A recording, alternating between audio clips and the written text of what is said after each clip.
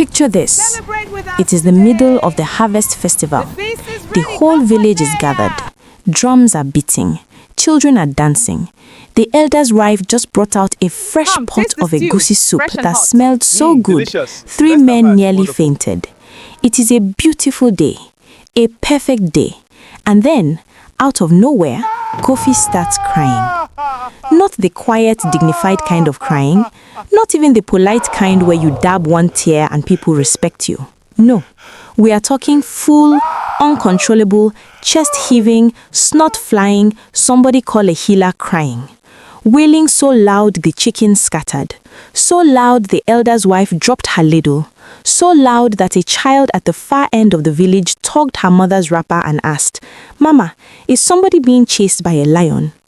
But there was no lion. There was no injury, no bad news, no pepper in the eyes. Just Kofi standing in the middle of the festival, crying. And behind him, if you looked closely, if you were brave enough to look, you could see them. Shapes, shadows, figures made of something between smoke and sorrow, circling him slowly, whispering in a language older than the village itself. The spirits had come, and Kofi had brought them himself. But how did it get to this? How does a man go from plotting and scheming to weeping in front of the entire village while supernatural beings haunt him in broad daylight? Sit down, eat something. Let me tell you everything from the beginning. There were 2 brothers, Kwame and Kofi, sons of the great farmer Atta, whose land stretched so wide that birds got tired flying over it. Same mother, same father, same compound, completely different souls. Kwame, the firstborn, was the kind of man who made you feel better just by existing near him. He would greet strangers on the road. He would help old women carry heavy baskets without being asked. He shared his food, shared his time, shared his last piece of plantain even when his own stomach was grumbling like a distant thunderstorm. The village called him Kwame the Gentle. The elders trusted him. Children followed him around like baby dogs. Even the animals on his father's farm seemed calmer when Kwame was nearby. Kofi, on the other hand, Kofi was what happens when ambition has no conscience. Kofi was charming in the way a shiny object in the market is charming, beautiful to look at, but ultimately useless. He had a smile so wide it arrived before he did. He spoke smoothly, dressed loudly, and laughed the loudest at every gathering. But if you watched carefully, you would notice that Kofi's eyes never laughed with the rest of his face. Those eyes were always calculating, always scanning, always counting what belonged to other people and wondering how to make it his own. If Kwame was a steady river, calm, deep, life-giving, then Kofi was a flash flood, dramatic, destructive, here today, causing chaos tomorrow. When their father, Atta, was alive, the 2 brothers managed to coexist. Atta was a fair man, firm in the way of good fathers everywhere. He had a saying he repeated so often that even the goats probably knew it. What the earth gives freely, it can also take back. But Kofi never really listened to that one. He was too busy thinking about how much earth there was to claim. Then, in the dry season of Kwame's 32nd year, old Atta fell ill. And within 3 months, like a candle that burns beautiful and then simply goes out, Atta was gone. The grief was real. The mourning was real. But barely had the funeral fires cooled before Kofi was already thinking about the inheritance. Atta had been wise enough to leave instructions, his land, his livestock, his seed stores, all to be divided according to the guidance of the ancestors. And in this village, there was one sacred way to receive your inheritance. The brothers must each make a journey to the river of remembrance, 3 days' walk into the forest. There, at the edge of the water, an elder spirit would judge each man's heart and determine what blessing or burden he deserved to carry home. The village elders explained this to both brothers with great seriousness. Kwame nodded slowly, processing the weight of it. Kofi nodded quickly, already skimming. They set out on the same morning, taking separate paths through the forest, as tradition required. On the first day of Kwame's journey, he came across an old woman sitting by the side of the road, struggling under the weight of a bundle of firewood that was honestly offensive to even look at. She was hunched, sweating, muttering to herself. Kwame stopped without hesitation. He set down his own bag, placed the old woman's firewood on his own shoulders, and walked with her for 2 full hours until they reached her home. He did not complain. He did not ask for payment. When the old woman tried to offer him a small pouch of kola nuts in thanks, he smiled and said, "Keep it, grandmother. The walk was good for me." The old woman watched him leave with eyes that were no longer quite as tired as before. And if you had been watching very closely, which almost nobody was, you might have noticed that she stood a little straighter than an old woman with that much firewood should. Meanwhile, Kofi had encountered the same woman on his path, for this was the same spirit, appearing as each brother required, and Kofi had barely slowed his walking. Kofi said, "Old woman, in this life, everybody has their own load to carry. Carry yours." And he kept walking. If the old woman's eyes flickered with something ancient and dangerous at that moment, Kofi did not see it. He was already thinking about what he was going to buy with the inheritance. On the third day, Kwame found a young child crying beside a stream, separated from his village and desperately lost.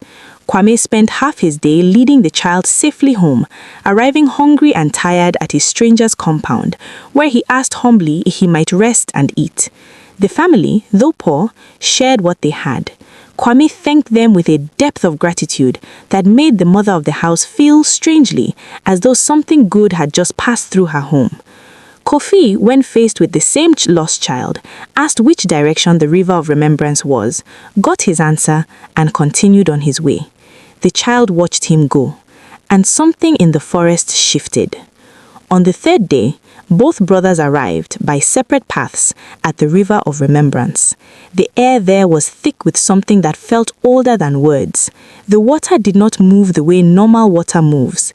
It breathed. At the edge of the river sat an ancient figure, wrapped in white cloth, face calm, eyes closed, neither young nor old, neither man nor woman, just presence. Kwame knelt respectfully and spoke honestly. He told the figure about his father's death, about his grief, about his hope to honor the land Ata had built. He admitted his fears. He asked not for the most, but for what was right. The ancient figure opened eyes that were the color of deep water. It reached into the folds of its cloth and produced a simple clay pot sealed with a dried leaf. It said, "Take this home. Open it only at sunrise in the presence of the village elders. What is inside belongs to you." Kwame accepted the pot with both hands and bowed low. Kofi arrived at the river an hour later and launched immediately into a confident speech about being the son of Ata, a great man, very important, and how he deserved, in fact required, the best portion of the inheritance because he was the one with vision, with energy, with plans for the land. The ancient figure was quiet for a long moment. Then it reached into the folds of its cloth and produced a second clay pot, also sealed. It said, "Take this home. Open it only at sunrise in the presence of the village elders." Kofi grabbed the pot with one hand and did not bow. He walked away already shaking the pot next to his ear, trying to guess what was inside. Here is where Kofi made the mistake that people are still talking about. On the walk back, suspicion began to eat him like termite-aching wooden posts, slowly, quietly, and then all at once. What if Kwame's pot was bigger? What if the spirit had given the firstborn more? What if, and this thought truly kept him awake that second night on the road, he, the smarter brother, the more ambitious brother, had somehow received less? So Kofi did what small hearts do when given too much time to think. He found Kwame sleeping on the third night of the return journey, crept to his bag and switched the pots. He put his own pot in Kwame's bag and tucked Kwame's pot safely under his own arm. Then he smiled the smile of a man who believes he has just outplayed the universe.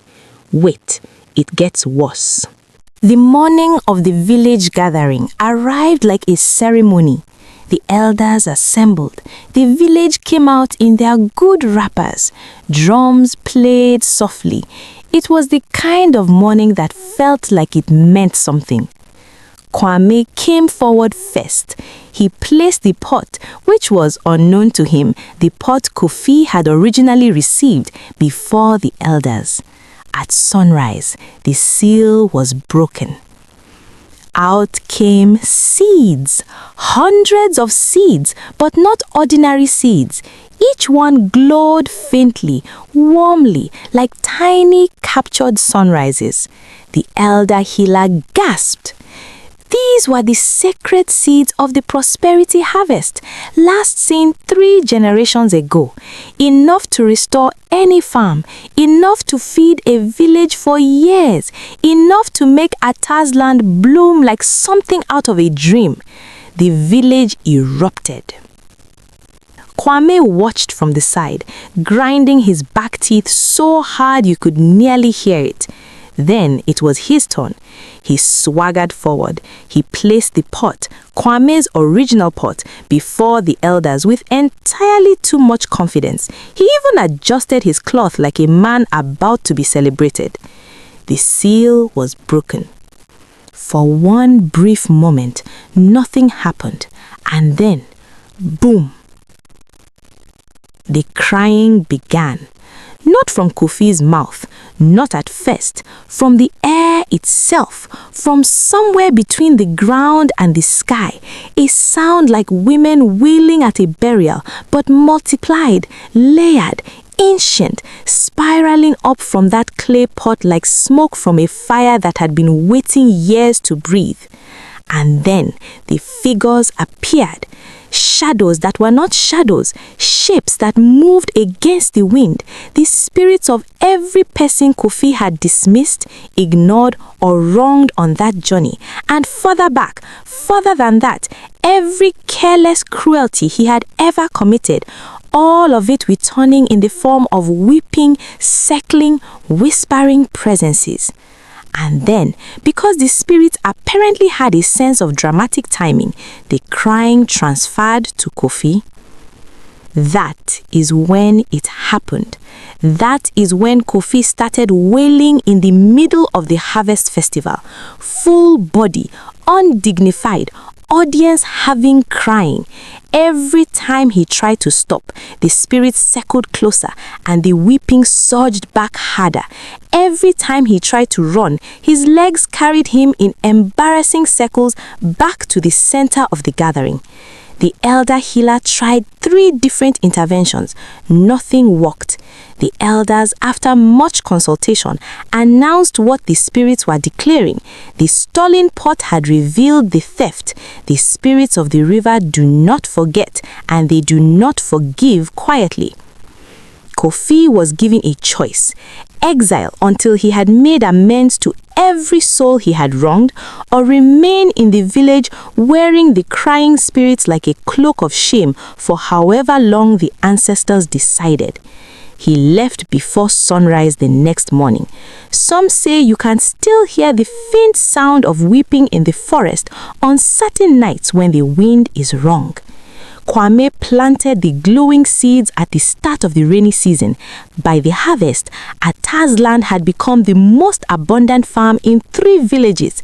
People came from far away just to see it. He never once said, "I told you so." That was the thing about Kwame. He never needed to. And so the story of Kofi travels still, carried in the mouths of mothers, warning children, in the eyes of elders, watching young men get too comfortable with other people's things. The man who steals from his own blood does not cheat his brother.